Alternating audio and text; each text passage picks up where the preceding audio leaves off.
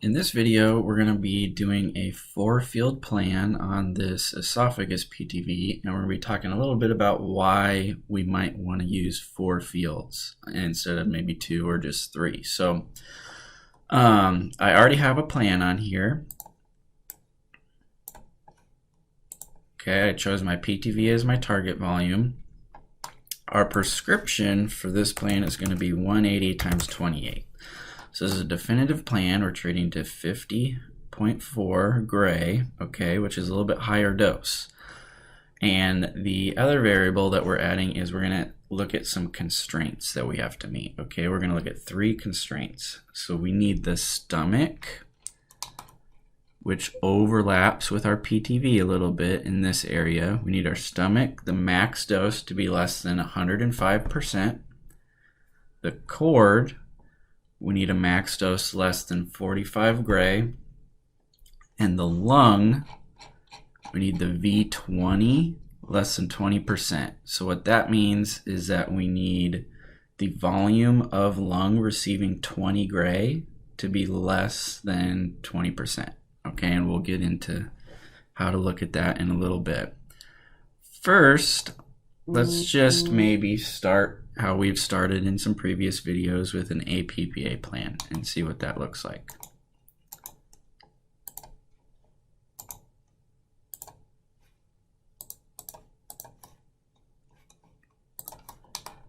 So like some of our previous plans, I'll put a half cm margin on my PTV. I'll pose that field, redo my MLCs for that PA side. Let's normalize so that we have 95% coverage, which is, I guess, our 4th constraint. So we need to have 95% coverage while meeting those 3 OAR constraints that I mentioned.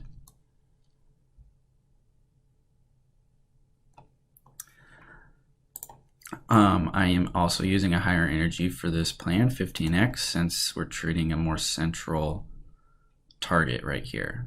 So higher energy usually is going to make more sense. Okay, so we have our APPA plan. We can adjust our weighting a little bit just to even it out, get it nice and symmetrical, so that looks pretty good.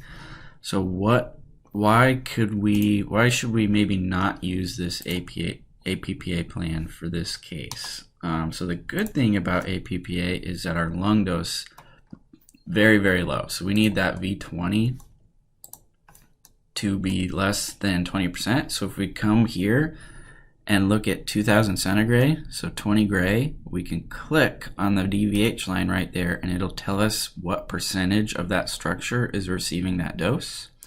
So we're at 20 gray, only 3.3% of the lung is getting 20 gray. So we need V20 less than 20%. We're way less than 20%. So that's good. And that makes sense, right? We're missing most of the lung with that APPA plan. The problem, though, is that the cord, since it's right behind our target, if we do APPA, our cord dose is way too high. So we're at 55 gray. Okay, the max dose to the cord is 55 gray. We need it to be less than 45 gray. So APPA is just not going to work out for this case. Okay, let's maybe look at laterals. What are just straight laterals going to look like? So 270 and 90. We need to adjust our MLCs.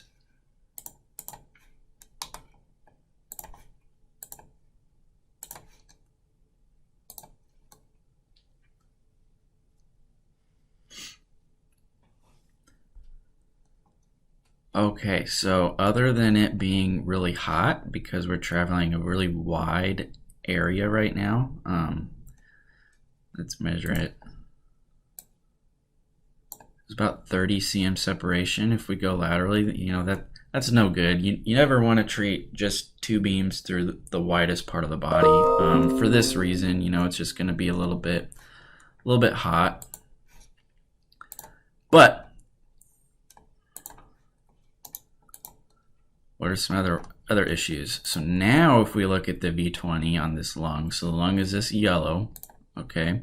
So if we go to 20 gray, and a little trick is so you can click on this line, right, and change where you're at, but if you click near where you want to be, if you hold the shift key down and then use your side arrows, it'll jump it'll jump whole numbers. So you can see it's jumping by 10 right now. So I can get right on 2000. So 2000 centigrade, now we're at 30%, just over 30%. And again, we need that to be less than 20%. So what do we do? Laterals don't work, APPA doesn't work. That brings us to our 4-field plan, our classic 4-field plan. Let's see what we can do with that.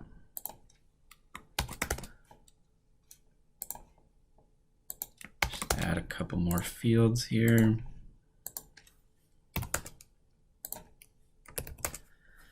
So now we have 270, 90, 0, and 180. There's a classic 4-field plan, equally spaced apart.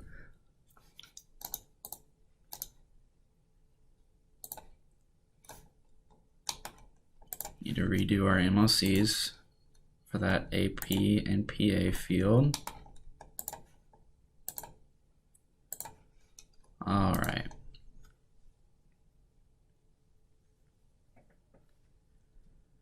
So right now,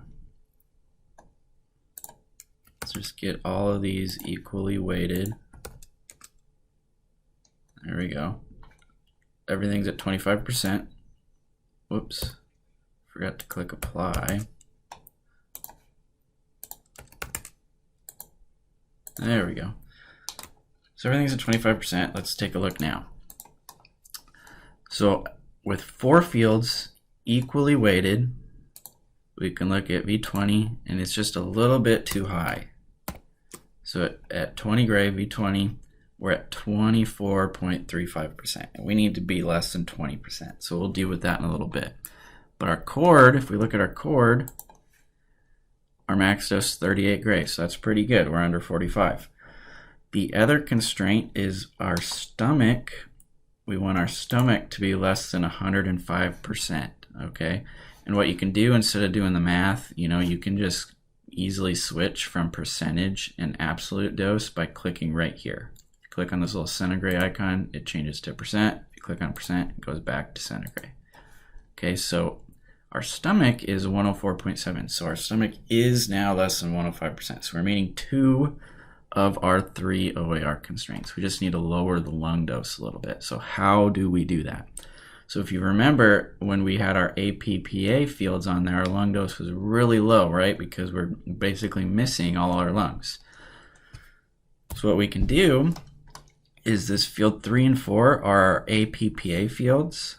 I'm gonna lock those, and then you can just up the weight on those beams. So now, since these are locked, I'm essentially pulling weight from our 2 lateral beams, right? And I'm adding some weight to our APPA fields. If I click apply, now more of the dose is coming from those APPA fields, right? And our V20 will be going down. So now we're at 20.3%. So we came down, right? I just need to go a little bit more. So what if I do 35% from each of those fields? Now look at this. Our V20 is less than 5%. It's super, super low. But of course, since I'm putting more weight from that APPA side, if we go to our chord is at 44 gray pretty much. So our chord dose is going up. Our heart dose is going up. We're giving more high dose to that heart, to spare the lungs. So it's really becomes a conversation between you and the physician, what's most important to the physician for this patient. But usually if I'm given, those constraints, I want to, again, dose has to come from somewhere, right? We have to give dose from somewhere. but I'm gonna try to kind of even it out. I don't want to give high dose to any one particular OAR more than I have to. So instead of leaving my plan like this, I'm actually, and let's look at our stomach.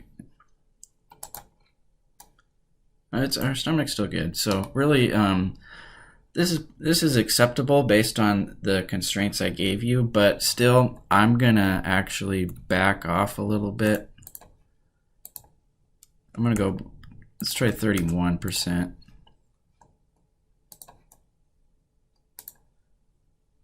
So yeah, you know, right at our V20,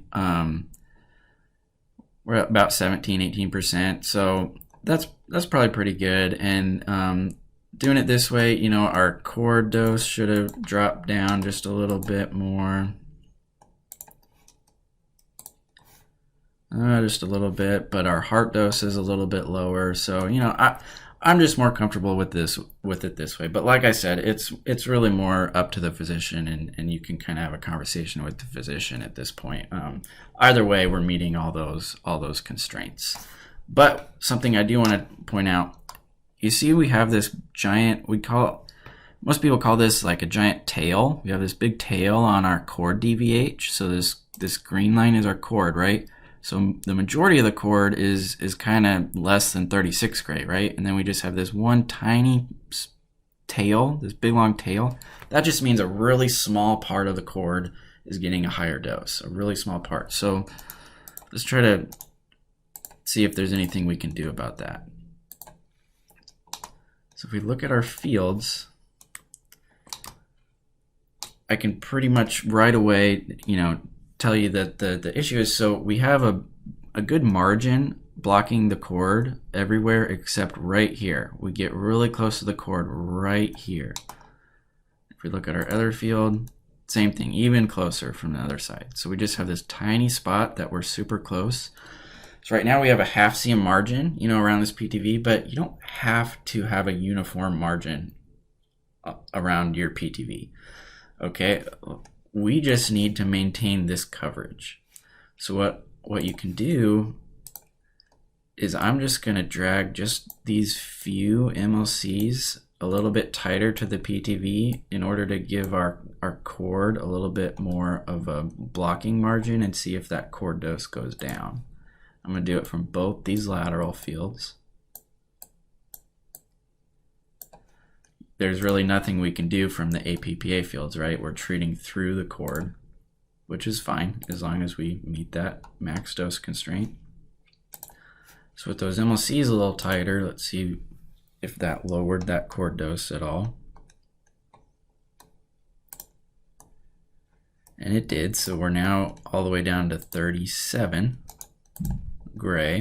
And you can see how that tail disappeared. So we did have that big long tail that kind of extended quite a ways.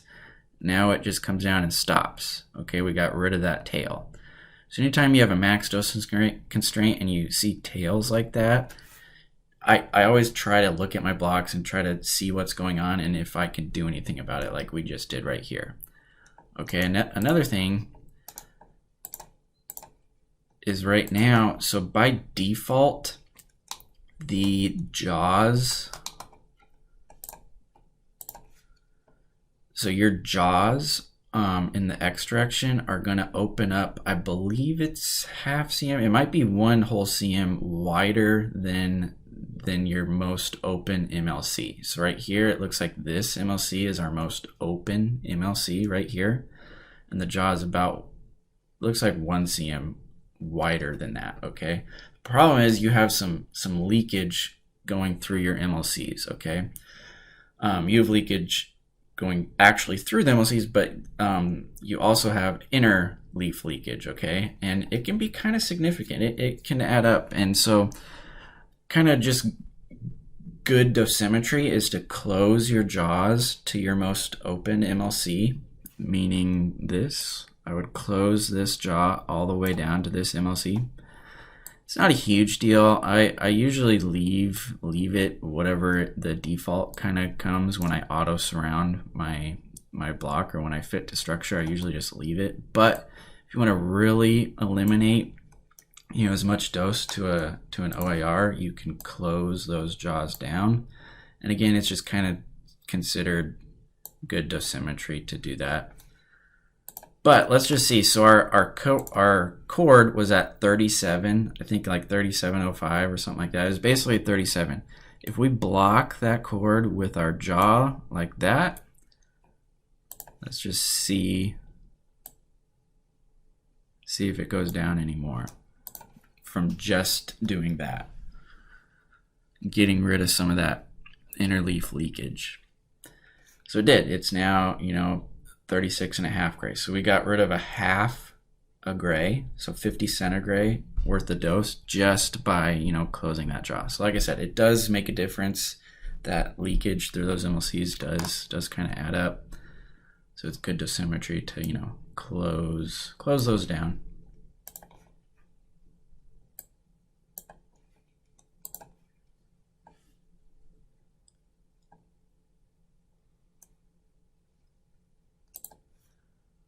All right, let's just run through our constraints one more time. We know we have good coverage because that's how we're normalized. So we have our 95% coverage.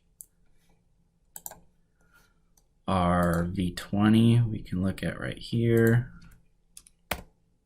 Use my shift and over arrow to get right on 2000 centigrade. We're at 17%, so we are under 20%. Our cord max dose is 36.51, so we are under 45 gray. And our stomach, if I change to percent here, we are under 105%. So all of our constraints are met. That's good. Last step would be to see if we can cool this plan down any. So our max dose is only 108.7. So that's acceptable. Really we could be done if we wanted to, but like I always say, my personal goal is to see if I can get rid of kind of all that 107. So let's take a look at our 107. Just have a little cloud of 107 kind of up here near the top. So I'm going to show you two possible ways that we could deal with this. One very simple way is to just use field and field.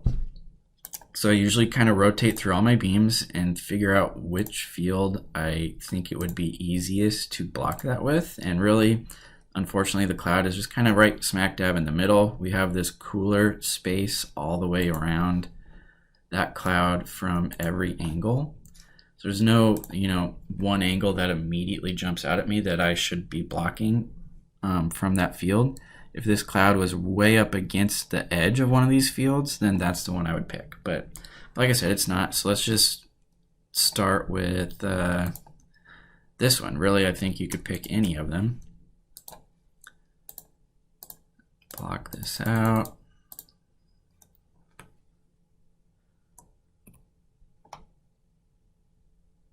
Whoops.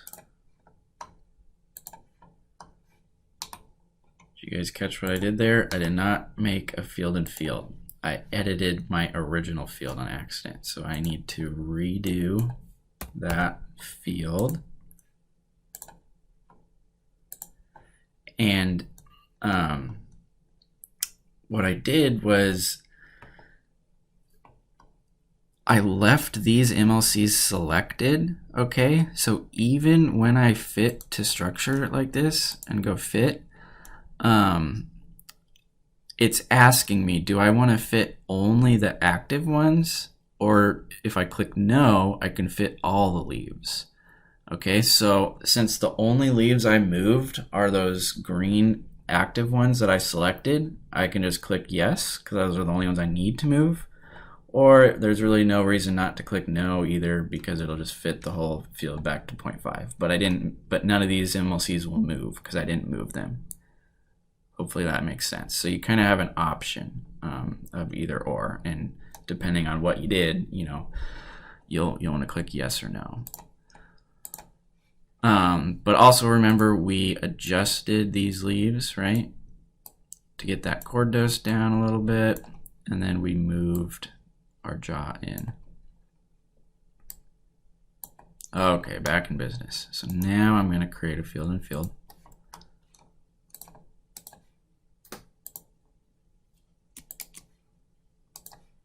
select the MLCs I want, block out this 107, add my 3%.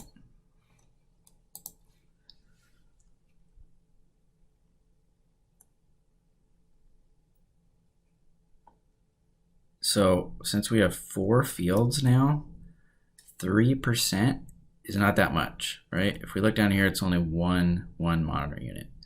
Some clinics are going to be okay with that. Technically, the machine, a TrueBeam, is able to deliver that 1 MU just fine. Some clinics are going to want a minimum of 2 or 3, or they'll have rules, you know, on your field and fields. Since it didn't change our cloud very much at all, it barely moved at all, let's just add some more. So I'm going to shoot for 3 MU right now. So I'm going to triple that to 9%. You can see it went to 4 MU, so I could lower that, but it pretty much got rid of all our 107. Again, I know I didn't block too much because I'm normalized based on this coverage. If I block too much, let me just show you what happens if you block too much. So if you do something crazy and block too much, well, it worked out that time. There we go. So very over exaggerated example, but essentially I blocked way too much of this area. So this huge cold spot, it's still gonna force this 95% coverage, right? So it basically heats up the rest of the plan. It increases the monitor units from all our beams just to make up that coverage in other areas. So it heated up everything else. Even though we have this giant cold spot, we still have 95% coverage. So that's how you know if you block too much. If you're normalized based on coverage and you're trying to block a hotspot here and all of a sudden your hotspot shows up everywhere outside of where you're blocking, it just means you block too much. So you either need to lower your percentage or redo your field and field, okay? But at 9%, you know, everything's fine. I can tell it did not do that because we don't have any hotspots outside that area. We just scroll through. Everything looks nice and symmetrical. There's no hotspots. There's no cold spots. After doing your field and fields, it's always a good idea to just recheck your OERs again. So stomach less than 105%, that's good. Cord 3650, that's good. And I'm sure our lung is still good. B20, 16%. So that's good. So that's one way of cooling this plan down with field and fields. The other way, let's just get rid of this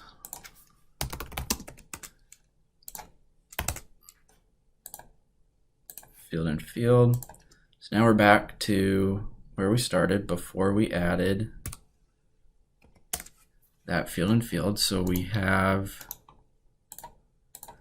this, you know, hot spot, or not really hot spot, just hotter area. We have this cloud of 107 up top that we want to try to get rid of, right? The other way to do it is with a wedge or an EDW.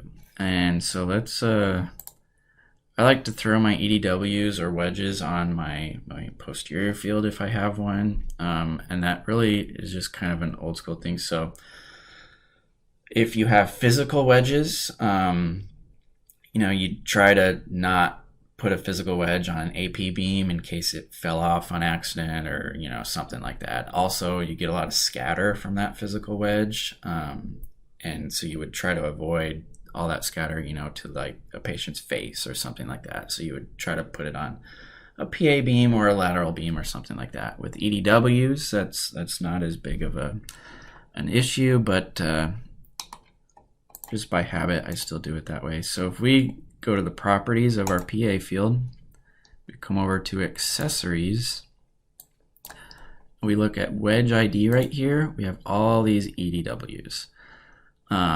And we don't need to push too hard. So I don't need a big EDW. I just need to just throw one on here that's kind of small just to even this dose distribution out a little bit. So let's start with a 10.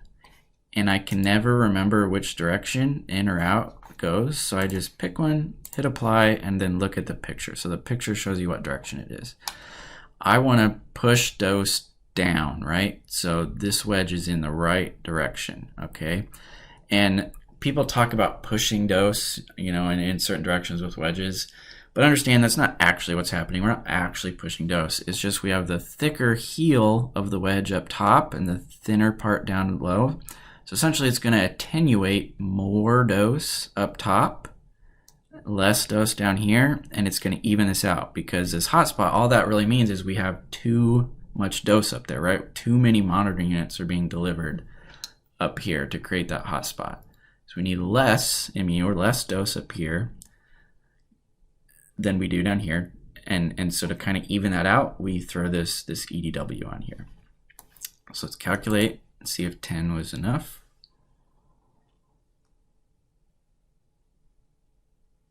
Pretty good. So I mean, it got rid of most of that 107. Our hotspot's only 107.2.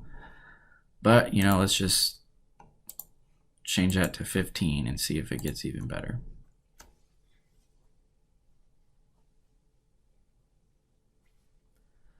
.7, so it did get a little better. So, you know, two very, very simple ways to do the same thing, essentially.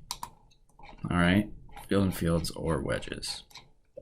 Sometimes wedges work great, like this case. Sometimes they don't, and field and fields are just kind of the only way to do it. But definitely, you know, think about both options when you're planning.